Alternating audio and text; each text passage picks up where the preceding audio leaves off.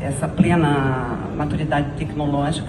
Então a engenharia entra nisso, essas caixas pretas que normalmente são apresentadas, que a gente entra com biomassa, sai com combustível dentro, tem uma máquina e engenharia é o coração dessa máquina. Então, estou mostrando aqui que a gente vai deixar de tirar do petróleo para tirar reservatório verde. O carbono está lá. Se nós vamos tirar, tá bom, é carbono bio, mas era carbono que estava sequestrado. Então, o que a gente tem de analisar é o sistema. Então, o que eu trago aqui é uma ideia de sistema. Esse sistema, e aí eu quebrei um vício acadêmico em descarbonização, curso 101. Então, como é que ele é visto por um policymaker? Então, você tem esse sistema, eu jogo energia limpa e eu saio com um clima melhorado. O que eu posso fazer para melhorar esse clima? E lá naquela nuvem, em um ponto de interrogação, é que eu tenho N alternativas tecnológicas. Eu posso ir para ecocombustíveis, que seria capturando o CO2, hidrogenando, fazendo reação eletroquímica diretamente, sem hidrogênio, e levá-lo para ecocombustíveis. Então, uma grande pergunta, por que hidrogênio? Uma vez eu vi que é hidrogênio porque existe uma infraestrutura de gás e se pensa em um vetor de energia gás para usar essa infraestrutura. Pergunta, por que não o elétron diretamente na aplicação? Quem responde isso? Engenharia. A gente pode ir para captura, CCS, armazenamento geológico, ou utilização química, novamente, engenharia química, para transformar uma molécula que é extintor de incêndio, ou seja, uma molécula totalmente inativa quimicamente, e fazê-la reagir em um ecocombustível. Melhor dito, do que feito economicamente, porque a transição, se não for econômica, ela não se sustenta. Para isso, a engenharia tem toolbox. Ela pode trabalhar e ajudar os policymakers com a análise de maturidade tecnológica. Não é uma ação que é apenas do policymaker. A engenharia tem a dizer, essa tecnologia não está madura ainda, ela não está na escala do desafio de energia. Nós precisamos também fazer uma curva de custo de mitigação, custo marginal de mitigação. Então, nem todas as tecnologias têm o mesmo custo, e esse custo se propaga em inflação climática. Nós queremos a transição, mas uma transição que seja justa e que não venha atingir de forma desproporcional diferentes países com diferentes economias. E nós temos a análise de ciclo de vida, e RIA a análise de impacto ambiental de regulações. Então, o que propõe a política muitas vezes não vê o sistema como um todo e a consequência dessas mudanças regulatórias. E tem o que eu chamo de mitos axiomatizados, e participa do princípio que se é verde é sustentável, se é azul é sustentável e se é fóssil é insustentável.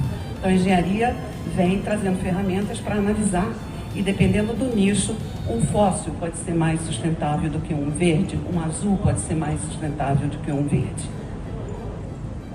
Eu só tomei a liberdade de aumentar isso aqui eu fiz com o notebook LM, por IA, mas basicamente eu alimentei um capítulo meu, onde eu escrevi sobre a sustentabilidade da cadeia do agronegócio.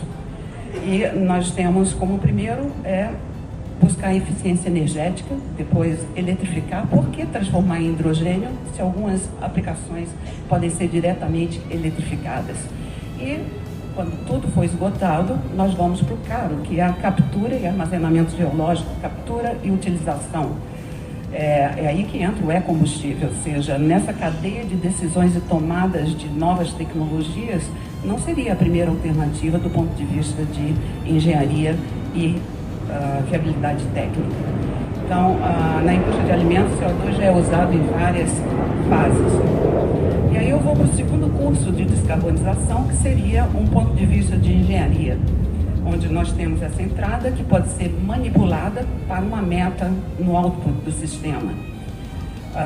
Nós temos a política pública trazendo o que você quer para esse sistema desempenhar.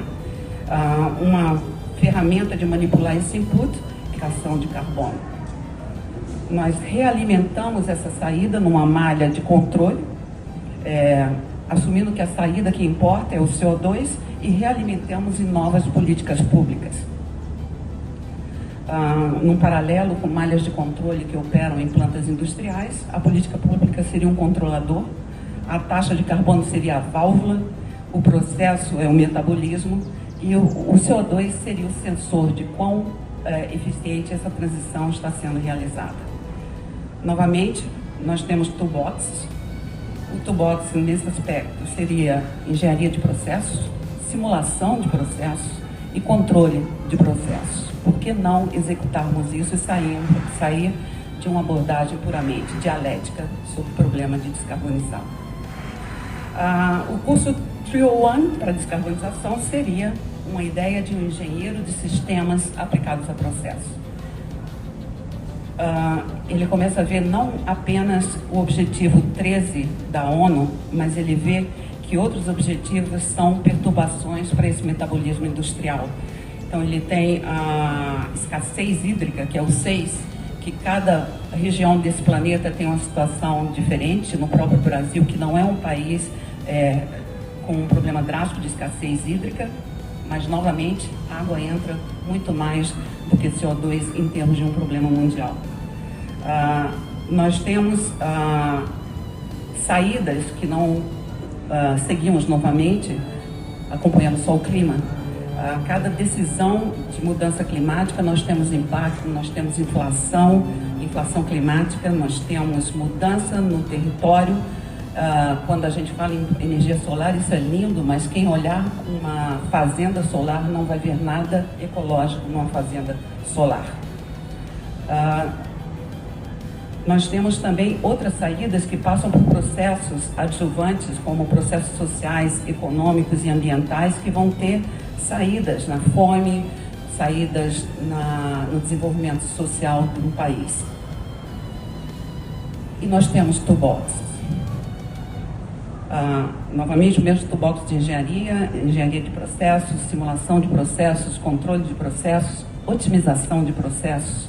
Nós temos as mesmas que eu apresentei na parte de políticas públicas. Nós temos análise de ciclo de vida, nós temos a curva de custo marginal de abatimento de CO2, nós temos a maturidade tecnológica, nós temos critérios, análise multicritério, nós temos Advanced Analytics, nós temos Machine Learning, nós temos inteligência artificial, nós temos gêmeos digitais.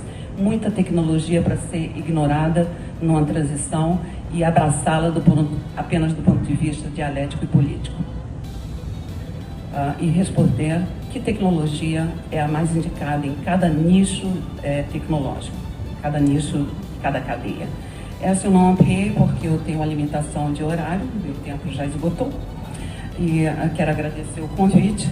E eu deixo esse link, que é um editorial que eu escrevi para a revista que eu sou editor-in-chief, que é a Clean Technology and Environmental Policy, e é sobre axiomatização de mitos. Então, a gente não pode fazer uma transição movida por mitos.